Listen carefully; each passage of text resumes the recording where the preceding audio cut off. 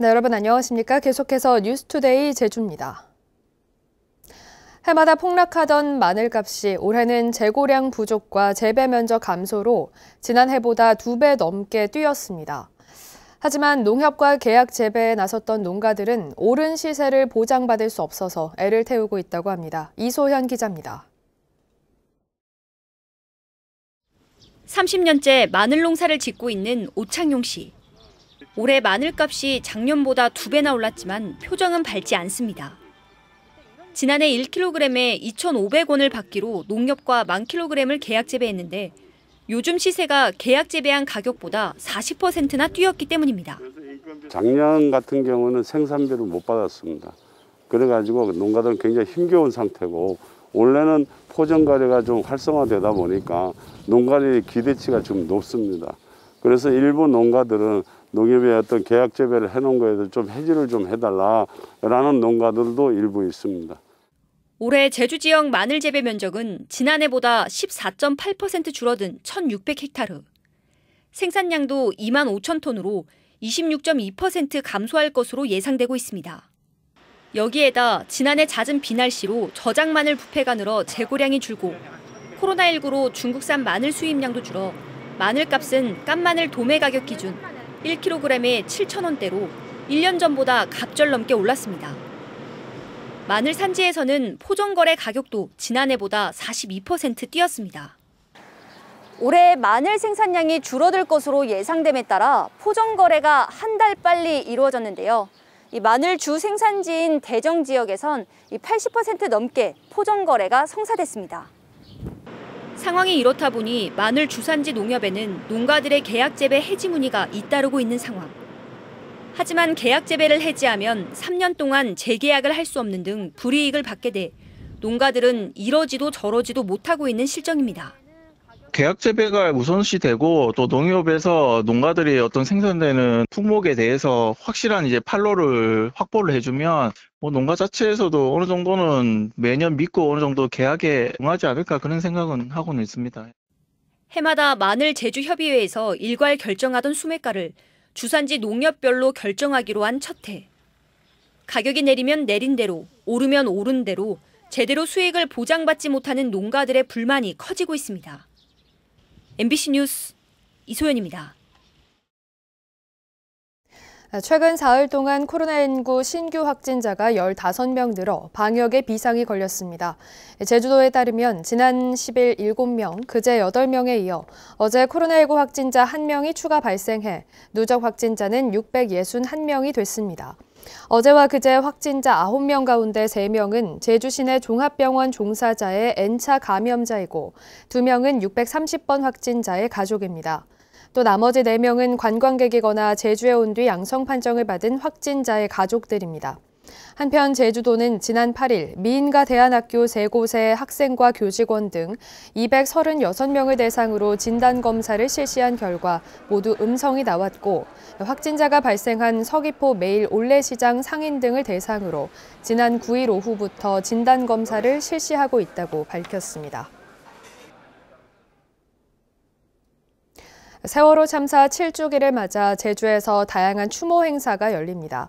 4.16 세월호 참사 가족협의회 제주기업관이 어제 오후 서귀포시 대정읍 송악산 잔디 광장에서 주최한 추모기간 선포식에서 세월호 참사로 숨진 학생과 교사 등을 추모하고 기억하자는 공연과 함께 깃발 나눔과 노란 기억길 걷기, 아이들에게 전하고 싶은 이야기 적기 등의 프로그램이 이어졌습니다.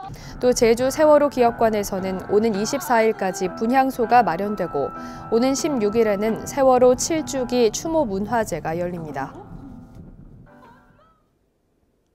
4.3 특별법 개정안 통과 이후 제주 4.3의 과제와 전망을 전문가와 함께 짚어보는 순서입니다. 오늘은 4.3 특별법 개정안의 핵심 과제 가운데 하나인 추가 진상조사의 의미와 방향성, 그리고 추가 유해 발굴 사업에 대해 허영선 4.3 연구소장과 만나 이야기를 들어봤습니다. 김항섭 기자입니다. 네, 안녕하세요, 소장님. 4.3 특별법 개정되면서 추가 진상조사가 다시 시작되게 됐는데요. 의미는 무엇이라고 생각하시나요? 총론적으로 접근을 했다면 강론적으로 좀 접근을 하는 것도 좋을 것 같아요. 마을별 피해 실태 조사라든가 행불인 피해 실태 조사, 또 무엇보다도 이제 연좌제로 오랜 세월 피해를 본 그런 분들에 대한 연좌제 피해 조사, 여성과 아동의 이런 피해, 또 미국의 문제가 있지 않습니까? 그 외에도 이제 제1동포들의 피해 실태를 조사하는 것도 상당히 중요해요. 그런 점에서 추가 진상 조사는 상당히 중요한 의미를 갖는다라고 생각을 합니다. 제주 곳곳에서 어디선가 희생이 됐는데 그 시신을 찾아볼 길 없어서 애를 태우는 그런 분들도 있죠. 근데 그런 분들의 족적을 우리가 확인한다는 것은 거의 불가능한 일이에요. 그렇기 때문에 그 없는 기록, 부재한 기록들을 대체할 수 있는 것들이 저는 어떤 마을별 조사를 할 때 상당히 중요하고, 또 증언 채록을 통한 어떤 조사, 이런 것들도 되게 필요하고요. 꼭 필요하다면은 진실과화위원회와 공조를 하는 그런 조사 방법도 좀 필요하다고 봅니다. 오랜 세월이 지났기 때문에 가장 어려운 게 유해 발굴 사업이에요. 이제는 이렇게 집단으로 학살된 그런 학살터도 있을 것이고, 또 가족 단위의 이런 학살 현장도 있을 것이죠.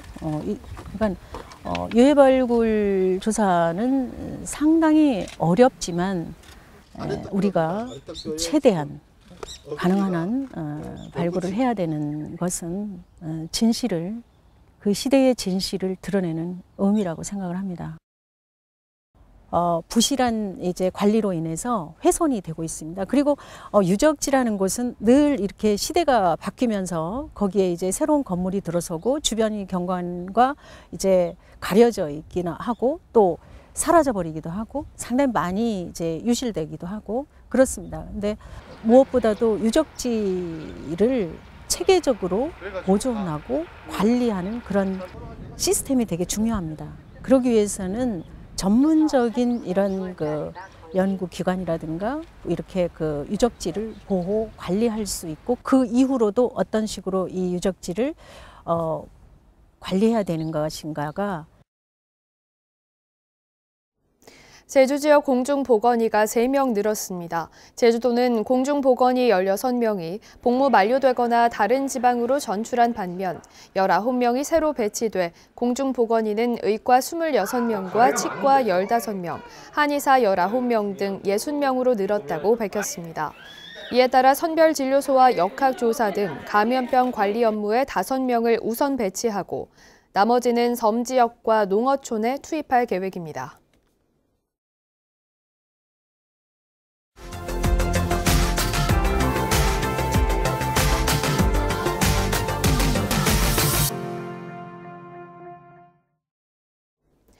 여수 해안가의 밤거리가 온통 낭만포차 상호로 뒤덮이고 있습니다. 2년 전 낭만포차 거리가 거북선 대교로 이전했지만 이곳 외에도 같은 이름의 업소들이 난립해서 서로가 원조라고 주장하며 손님 끌기에 나서고 있습니다. 낭만포차를 내걸어야만 하는 상인들의 속사정, 여수 MBC 강서영 기자가 취재했습니다. 여기도 낭만포차, 저기도 낭만포차. 여수의 명소 해안공원 일대가 낭만포차 간판으로 뒤덮였습니다. 대부분의 가게 간판이 낭만, 포차 혹은 낭만포차 문구를 걸고 있습니다. 시가 운영하는 낭만포차 거리가 이전해 나간 종포 해변입니다. 지자체가 운영하는 낭만포차는 이미 2년여 전 옮겨갔지만 남아있는 상가들은 여전히 낭만포차를 내세우며 영업을 하고 있습니다. 현재 시 지정 낭만포차가 거북선대교 밑으로 이전한 상황인데도 이곳이 원조 낭만포차가 맞다며 손님을 모읍니다. 여기가 낭만포차예요? 다 낭만포차예요. 저기서부터 이 라인 자체가 낭만포차 특구 지역이에요. 낭만포차의 높아진 인지도를 이용하는 겁니다. 이 동네는 낭만포차 때문에 오는 사람들이 많으니까 거의 다 낭만포차라는 상호를 달고 있죠. 그럼 다 낭만포차를 찾으니까. 희소성이 있는 낭만포차 상호는 거래가 이루어진다는 말이 나올 정도입니다. 낭만포차 하셨던 분들이 나와서 가게 차리시는 분들이 있어요. 오늘. 그분들이 먼저 번호를 가지고 장사하고 있으니까 그거는 이제 권리처럼 사시는 분들이 있을 거예요. 아마.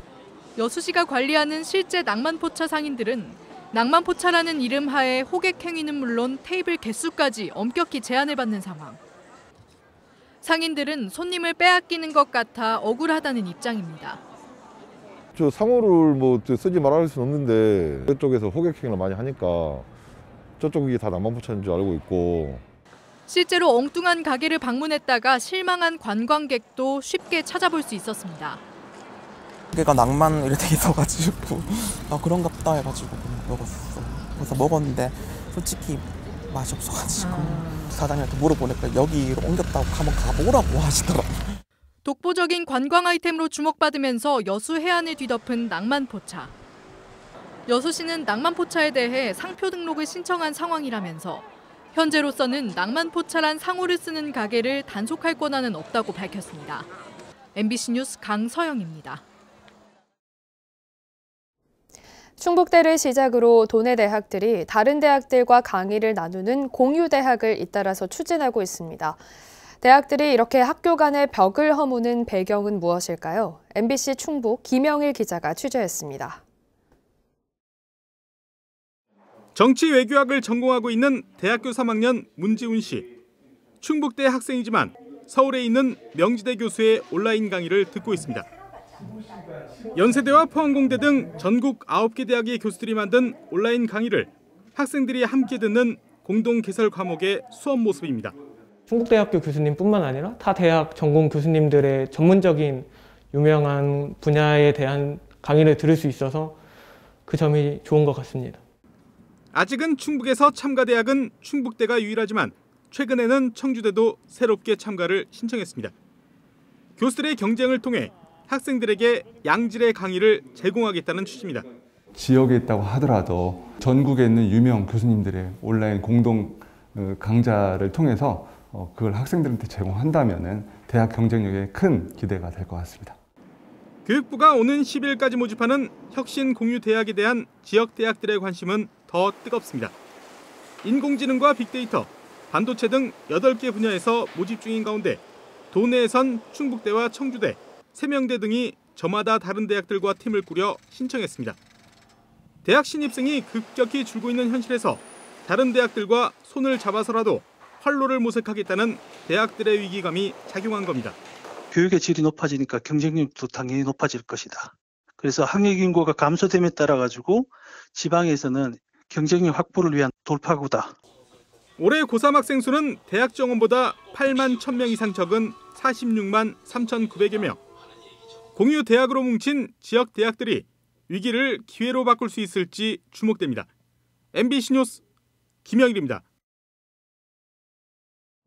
제주 지역 주택 보급률이 꾸준히 개선되고 있지만 무주택 비율은 오히려 높아진 것으로 나타났습니다. 최근 통계청이 발표한 한국의 사회지표에 따르면 지난 2019년 기준 제주 지역 주택 보급률은 109.2로 전국 평균보다 5%포인트가량 높았고 지난 2015년 100%를 넘어선 이후 꾸준히 상승했습니다. 하지만 자기 집이 없는 무주택자는 2019년 41.9%로 2017년보다 1%포인트가량 높아졌습니다.